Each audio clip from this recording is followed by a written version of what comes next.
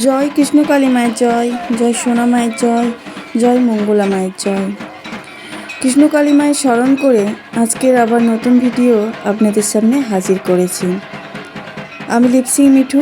সবাই কেমন আছেন বন্ধুরা? আশা করি সবাই ভালো আছেন আমাদের কৃষ্ণকালী মায়ের কৃপায়। আজকের যে নতুন আপডেটটা দিতে চলেছি সবার জন্য খুব মূল্যবান কিছু কথা। মন দিয়ে শুনুন, স্কিপ না করে দেখুন। অবশ্যই আপনারা বুঝতে পারবেন মঙ্গলা মা কী কী কথা বললেন আর মন্দিরের কী কী নিয়মাবলী আছে সেগুলো। মায়ের মন্দিরে অজস্র ভিড়, সে তো আপনারা দেখতেই পান। রোজের প্রচুর লাখো লাখো মানুষ আসে পুজো দিতে। তার মধ্যে কিছু অসৎ মানুষও আছে।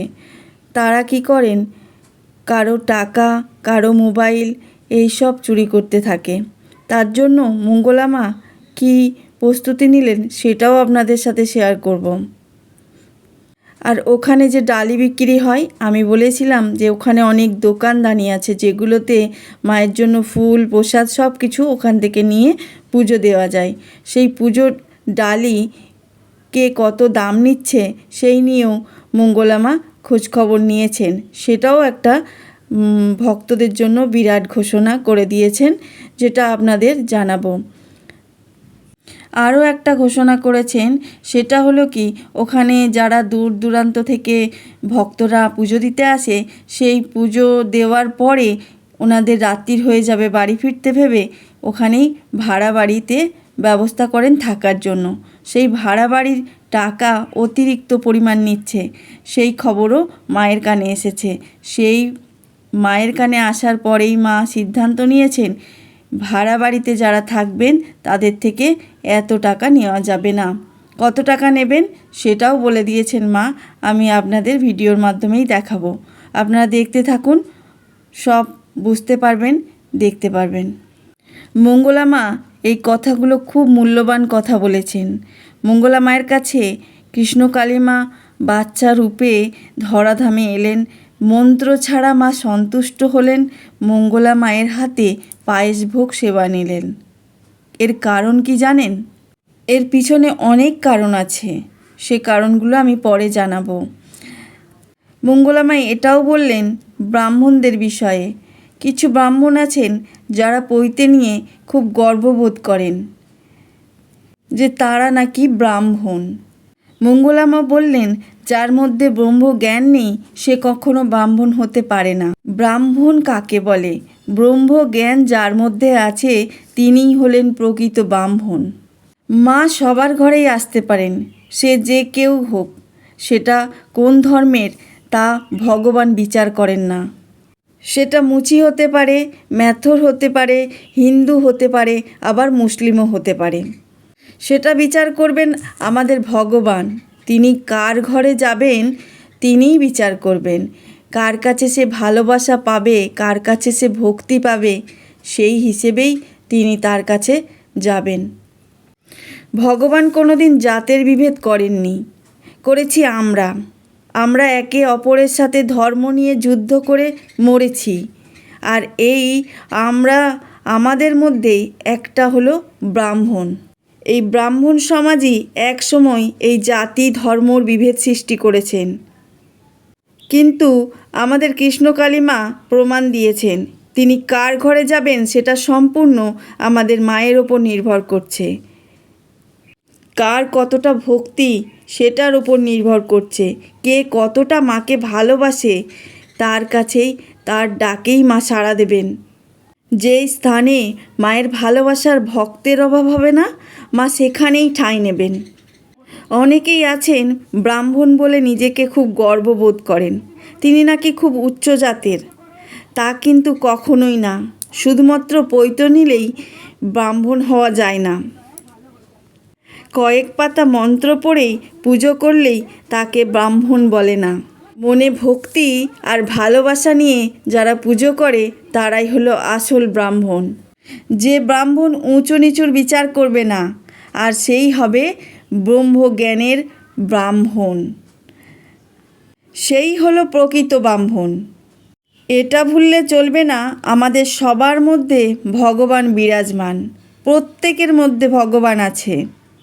হোক সেটা উঁচু জাত, হোক সেটা নিচু জাত, সবার মধ্যে ভগবান আছে। ভগবান এক এবং অদ্বিতীয়।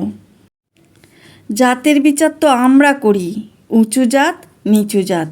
জাত বা ধর্ম বলে কিছু হয় না। আমাদের সবার দেহের রক্তের রং একই, লাল। এই ভগবানই আমাদের সৃষ্টি করেছেন, আর আমরা সৃষ্টি করেছি জাত আর ধর্ম।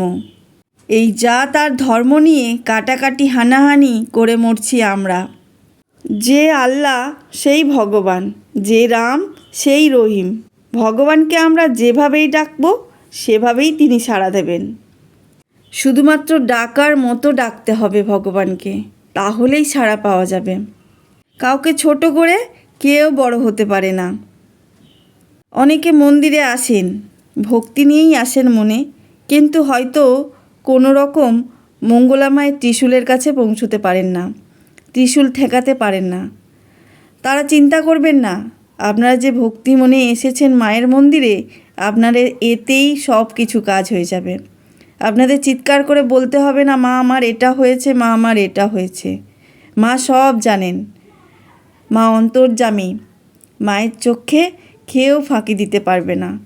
কে কত দামি শাড়ি দিল, কে গয়না দিল, কিচ্ছু আসে যায় না। মা সব দেখতে পাচ্ছেন। আপনাকে জোর গলায় বলতে হবে না, মা আমার এখানে এটা হয়েছে, ভালো করে দাও। সেটা মা জানে যে আমার কাছে ভক্ত এসেছে কিসের জন্য। সেটা মায়ের দায়িত্ব। মা চাইলে সব পারে। মায়ের কাছে চাইলে হবে না, চাইতে লাগবে না। মা যেটা দেবার মা নিজেই দিয়ে দেবে। আপনি চাইলেও দেবেন, না চাইলেও দেবেন।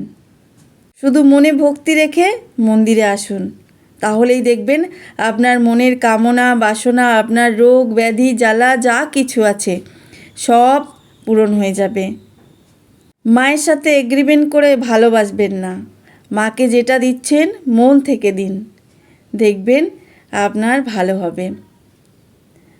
অনেকেই মনে মনে বলে থাকেন, আমার এটা ভালো হলে মাকে এটা দেব। না, একদম বলবেন না। আপনি মন থেকে চাইলে দিয়ে আসুন না, না চাইতেই পেয়ে যাবেন। হ্যাঁ, আর যেটা বলছিলাম, ওখানে ভীষণ ভিড় হয় মন্দিরে। যারা আসেন যাত্রীরা অনেকে বেহুশ থাকেন, মানে সতর্ক থাকেন না কোনো রকম। ফোন টাকা ব্যাগ যেখানে সেখানে রেখে দিয়ে মায়ের কাছে ছুটে যান। এগুলো করবেন না। আর এগুলো সাবধান করার জন্য, এগুলো থেকে বাঁচানোর জন্য ভক্তদের আমাদের মঙ্গলা মা একটা ব্যবস্থা নিয়েছেন। সেটা কি জানেন? সিসি ক্যামেরা লাগিয়েছেন মঙ্গলা মা আমাদের কৃষ্ণকালী মায়ের মন্দিরে, যাতে মা সব কিছু লক্ষ্য করতে পারেন। ভক্তদের চাল চলন, কে কী ধরনের, কে কী মনের সৎ না অসৎ নিয়ে এসেছে, সেই সবগুলো মা যাতে ক্যামেরার মধ্যে ধরা পড়ে বা মা দেখতে পান, সেই কারণে সিসি ক্যামেরার ব্যবস্থা করা হয়েছে ওখানে। তবুও বলে রাখি, যারা ভিড়ের মধ্যে আছেন তারা একটু নিজের মোবাইল টাকা যা কিছু সব একটু সাবধানে রাখবেন। আরও একটা ঘোষণা করেছেন কি মঙ্গলা মা, ওখানে ঘর ভাড়া যেখানে রাত্রির হয়, অনেক টাকা ভাড়া দিয়ে যাত্রীদের থাকতে হয়, ভক্তদের থাকতে হয়। সেই ভক্তদের ভাড়া অনেকটা নেওয়া হচ্ছে জেনে মঙ্গলা মা সেই ভাড়া কমিয়ে 100-150 করে দিয়েছেন। যারা ভাড়া দিচ্ছেন তাদেরকে মা বলেছেন যে ভক্তদের থেকে এতটা নিলে হবে না, কিছু কম নিতে হবে। আর ওখানে যে দোকান চলছে মায়ের কৃপায়, সেই দোকানের ডালির যারা বিক্রি করছেন সেই দামও চড়া করে দিয়েছে। তাই জন্য মঙ্গলা মায়ের কানে আসার পরেই মঙ্গলা মা সেই ডালির দাম কমিয়ে অনেকটা নামিয়ে দিয়েছেন 50 টাকা করে। সেই কারণে সবাইকে বলে দিচ্ছেন মঙ্গলা মা যে কেউ 50 টাকার বেশি ডালই নেবেন না। আর দক্ষিণা হিসাবে মা কিছু চাননি, যার যা মনে ইচ্ছে সেটাই দান করে যাবেন মায়ের, কৃষ্ণকালী মায়ের নামে, সেটাই অনেক যথেষ্ট। আর এই সব ব্যাপারগুলো মা লক্ষ্য রাখেন খুব। ভক্তদের যাতে কোনো অসুবিধে না হয় সেদিকে খেয়াল রাখেন আমাদের মঙ্গলা মা। কিন্তু মঙ্গলা মায়ের দিকেই কেউ খেয়াল দিচ্ছে না। তেনারও শরীর খারাপ হন, অসুস্থ হন তিনিও পারেন না এই এত লাখো লাখো ভক্তের সাথে লড়ে উঠতে। তাই মাঝে মাঝে তেনারও শরীর খারাপ হয়। তাই মাকে ভালো রাখার জন্য আমাদের মতো ভক্তদেরকে একটু মানিয়ে নিতে হবে সব কিছু।